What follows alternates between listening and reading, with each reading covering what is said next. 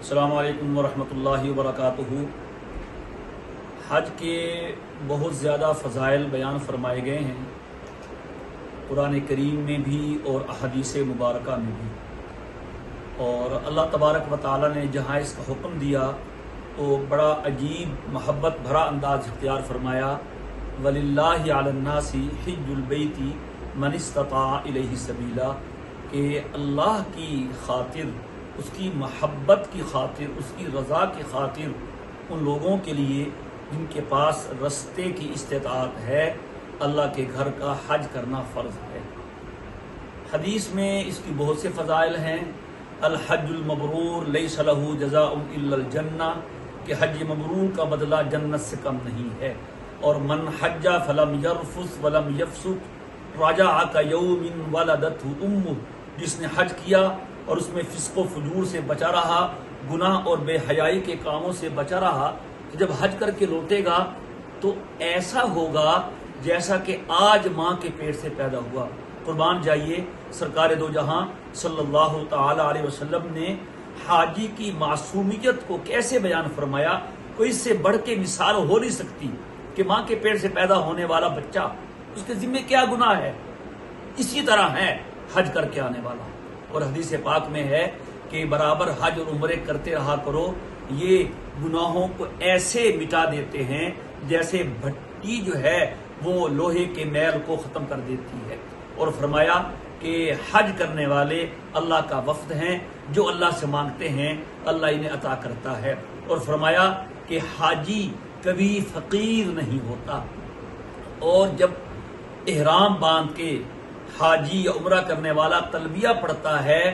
تو اس کے دائیں بائیں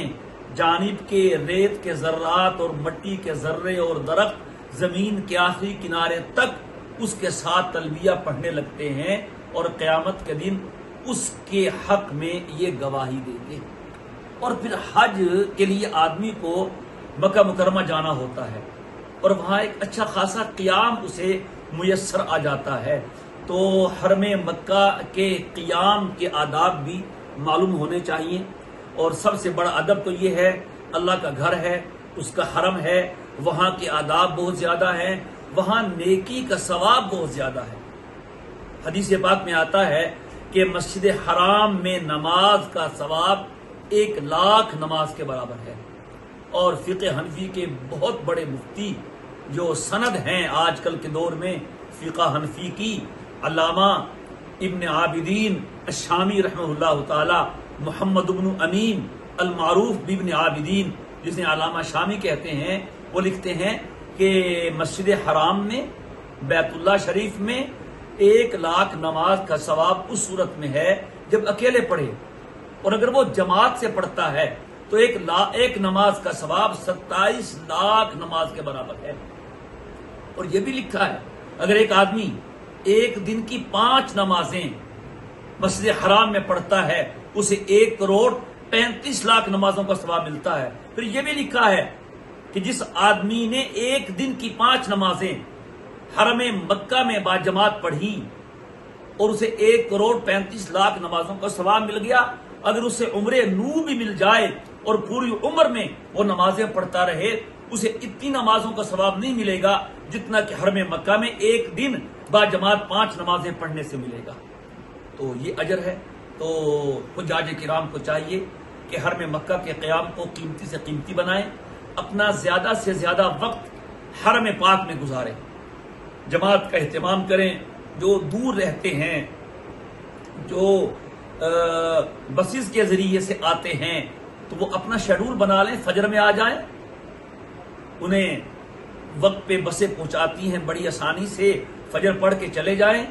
پھر اگر ہمت ہے تو ظہر میں آ کے عشاء میں چلے جائیں، اور اگر ظہر میں مشکل ہو تو ان کا قیام بھی حرم کی حدود میں ہوتا ہے، وہاں کی مسجد میں جماعت سے ظہر پڑھیں، پھر عصر میں آئیں اور عشاء پڑھ کے جائیں۔ اور حرم میں بھی طواف میں وقت گزاریں، تلاوت میں گزاریں، یہاں کا ایک نیکی یہاں کی 1,00,000 نیکی کے برابر ہے۔ اور علماء نے لکھا ہے کہ دنیا کے ہر خطے میں ہر نیکی ہو سکتی ہے، لیکن طواف وہ واحد نیکی ہے جو صرف اور صرف مکہ مکرمہ میں، بیت اللہ شریف میں اور مسجد حرام میں ہوتا ہے، تو طواف کا معمول بنائیں، اور نیچے مطاف میں جگہ نہ ہو تو اوپر فرسٹ فلور ہے، سیکنڈ فلور ہے، ٹاپ ہے، وہاں طواف کریں۔ طواف کے لیے خواہ مخواہ جعلی چادریں اوڑھ لینا یہ مناسب نہیں ہے، ایک دھوکہ دینا ہے کہ صاحب میں احرام میں ہوں، جبکہ احرام میں ہوتے نہیں ہیں۔ اپنے احرام والے حاجوں کو موقع دینے کی نیت سے آپ مطاف چھوڑ دیں گے تو انشاءاللہ آپ کو اس کا اجر ملے گا، اور ہو سکے تو قرآن کریم یہ ختم کر لیں مسجد حرام میں، بس اپنا وقت تلاوت میں، بیت اللہ شریف کے طواف میں، وہاں عبادات میں گزاریں، اور نہ ہو سکے تو بیت اللہ کی طرف دیکھتے رہیں۔ علماء نے لکھا ہے، بلکہ حدیث سے بھی ثابت ہے کہ 120 رحمتیں اترتی ہیں بیت اللہ پہ، 60 رحمتیں طواف کرنے والوں کو ملتی ہیں، 40 رحمتیں وہاں کے عبادت گزاروں کو ملتی ہیں، اور 20 رحمتیں بیت اللہ کو دیکھنے والوں کو ملتی ہیں۔